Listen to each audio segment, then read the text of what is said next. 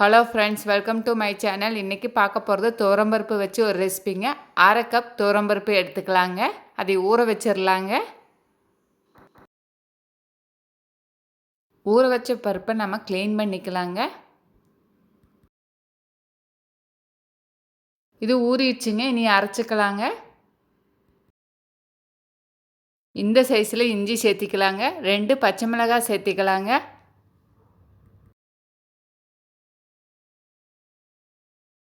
அரை டீஸ்பூன் சோம்பு சேர்த்திக்கலாங்க. இஞ்சியும் பச்சை மிளகாயும் அரைச்சிட்டு அது கூடயே துவரம்பருப்பை சேர்த்து மறுபடியும் அரைச்சிக்கலாங்க.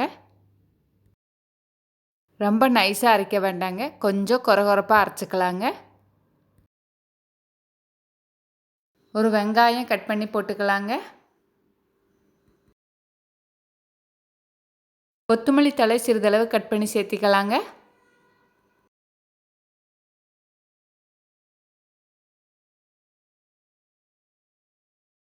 உப்பு தேவையான அளவு சேர்த்திக்கலாங்க.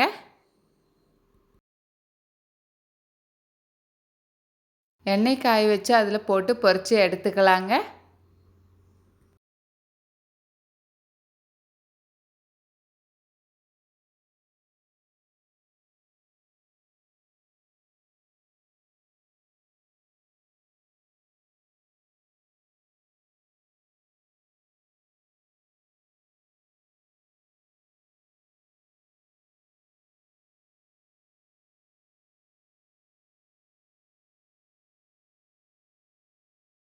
துவரம்பருப்பு வடை ரெடி. நீங்கள் செஞ்சு பார்த்துட்டு எப்படி இருந்ததுன்னு கமெண்ட் பாக்ஸில் கமெண்ட் பண்ணுங்கள். அனைவருக்கும் ஷேர் பண்ணுங்கள், சப்ஸ்கிரைப் பண்ணுங்கள். நன்றி.